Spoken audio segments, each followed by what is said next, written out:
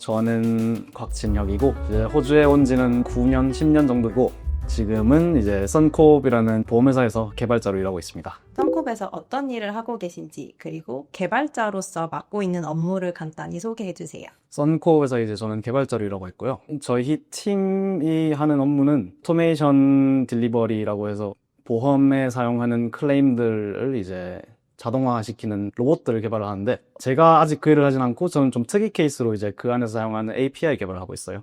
선코프 입사까지의 전체적인 취업 과정을 간단히 설명해 주실 수 있을까요? 일단 컴공을 시작했을 때가 2022년 7월 그때 그리피스 대학에 입학을 해서 2년 반 공부하고 2024년 12월에 졸업을 해서 한두 달 정도 쉬다가 이제 2025년 2월에 그 졸업 비자가 나가지고 그때부터 취업 준비를 시작했었어요. 그래서 이제 2025년 2월부터 준비를 시작해서 제가 입사를 한 거는 2025년 9월 해서 총 6에서 7개월 정도 걸린 것 같습니다. 저는 이제 인터내셔널이다 보니까 이런 커넥션 같은 게 잘 없어서 보통 이제 링크드인이나 아니면 식에서 받아서 지원서를 쓰는 형식으로 그렇게 준비했었습니다. 저는 인터뷰를 한 4-5개 정도 봤었는데 거기서 2차를 본 건 하나?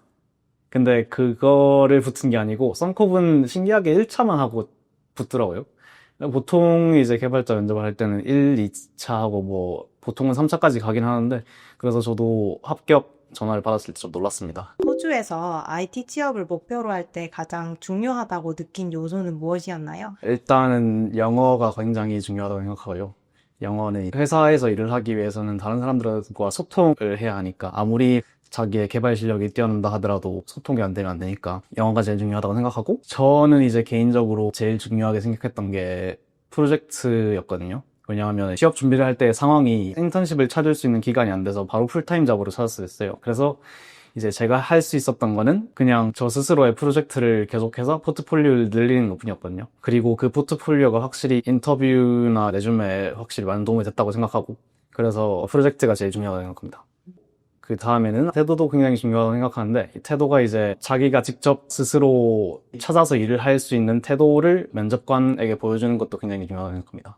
이제 그래서 제가 이렇게 많은 프로젝트를 했던 것도 있고 그 말씀하신 프로젝트는 학교 졸업하고 정말 혼자서 네, 이제 그거는 이제 취업 준비를 하면서 같이 했었던 거죠. 이제 그 7개월 동안. 그렇게 해서 대기업 들어가서 그거 말고는 이제 할 수 있었던 게 없으니까 저의 입장에서는 컴퓨터 사이언스를 전공으로 선택하게 된 계기는 어떻게 되셨어요? 원래부터 관심이 있었던 분야기도 하고 제가 이거를 선택했을 때가 컴공 붐이 좀 일어날 때였어가지고 아마 영주권 때문이었지 않았을까. 이제 부족 직업군이었으니까. 여러 대학 중 그리피스 대학교를 선택한 이유는 어떻게 되셨어요? 그리피스 대학을 선택한 이유는 제가 이전에 다른 공부를 한 게 있어서 그때 시간을 좀 많이 소모했어서 그리피스 트라이메스터라고 이제 1년에 3학기제를 제공을 하니까 여기서 이제 최대한 빨리 끝내자 이런 마인드로 그리피스를 선택했습니다. 트라이메스터 활용하셔서 트라이메스터 해서 2년 반 만에 졸업했습니다. 한 학기 땡겨가지고. 그리피스 대학 컴퓨터 사이언스 과정에서 가장 도움이 됐던 부분은 무엇이었나요? 학교 자체에서 이제 그 서포트 시스템이 굉장히 많아서 상담사라든지 이런 패실리티가 많아서 그런 거에 도움을 많이 받았었는데 저 같은 경우에는 첫 학기에 과목을 페일해가지고 이거는 나의 문제가 아닌 것 같다 해서 상담사분을 보러 갔었는데 그 후로부터 어떻게 잘 해결이 돼가지고 많은 도움을 받았다고 생각합니다. 그리피스는 골드코스트 캠퍼스 다니셨던 거죠? 네. 컴퓨터 사이언스 전공하면서 가장 힘들었던 순간과 그것을 어떻게 극복하셨는지 말씀해 주세요. 제일 힘들었던 때는 아마 마지막 학기에 이제 첫 학기에 하나를 페일해가지고 마지막 학기에 한 과목을 더 들었어야 돼서 50 크레딧 포인트를 들었어야 했거든요. 그런데 그때 인턴십까지 겹쳐가지고 이제 인턴십에 과목 3개를 더 해야 되는 상황이라서 어떻게 극복했냐 한다면은 그냥 했죠. 그냥 해야 돼서 한 거죠. 저는 운이 좋게도 부모님께서 서포트를 해주셔가지고 그 학기에만 파트타임을 쉬고 이제 공부에만 그 과제를 끝내는 데만 집중해가지고 그냥 했죠. 네. 인턴십은 어디서 하셨었어요? 그 학교 안에 있는 교수님이 이끄시는 스타트업에서 인턴십을 했었습니다. ECA에서 네. 프로페셔널 이어도 하셨었어요. 네.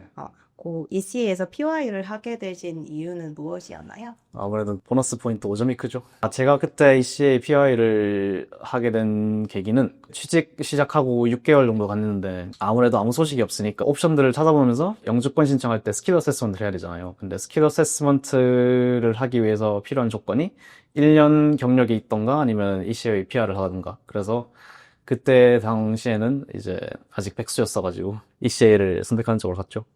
하셨던 PY 과정이 실제 취업에 어떤 도움이 되셨을까요?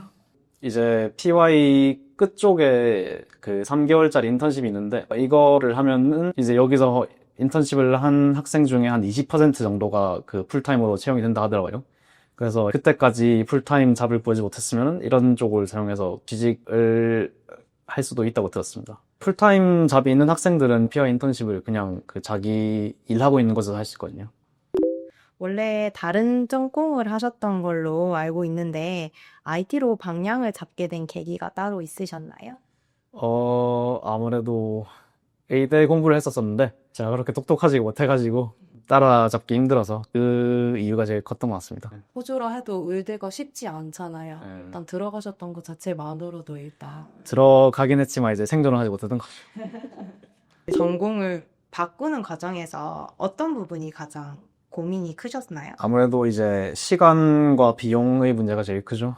시간도 3년이라는 시간이 그렇게 짧은 시간 아니니까 비용도 인터내셔널 국제 학생으로 그 내는 비용이 만만치 않은데 아무래도 시간과 비용이 제일 큰 걱정이었던 것 같고 이제 영주권의 문제도 좀 마이너한 걱정이었던 것 같습니다. 그때는. 지금 돌아보면 그때 그 경험이 지금 IT 커리어에 도움이 되었을까요? 그때 뭐 공부한 거를 다시 활용한 일은 없지만 이제 그래도 그 경험에서 나오는 것도 있으니까 좀 큰 변화를 겪고 나면 깨닫는 것도 많고 그런 경험이 있으면 다른 거를 할 때 더 인내심이라든지 더 잘 견뎌낼 수 있으니까 그런 점에서 좀 도움이 된 것 같아요.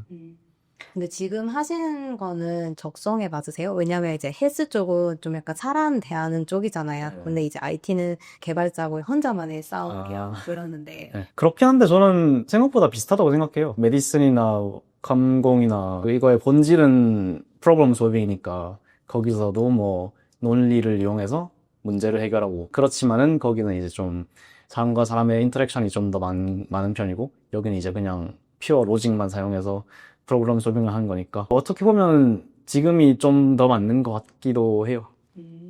호주에서 IT 전공 및 취업을 목표로 하는 학생들에게 해주고 싶은 조언이 있다면? 해주고 싶은 얘기가 있다면 제가 뼈저리게 느낀 건데 취업은 진짜 운이 한 99%인 것 같아서 지금 지준을 하시는 분이라면 절망하지 마시고 갓 졸업한 대학생분들은 보통 뭐 인턴십이나 경험 이런 게 잘 없잖아요. 그렇지만도 꾸준히 뭔가를 해서 인플로이한테 보여줄 수 있는 뭔가를 만들어야 한다고 생각해요.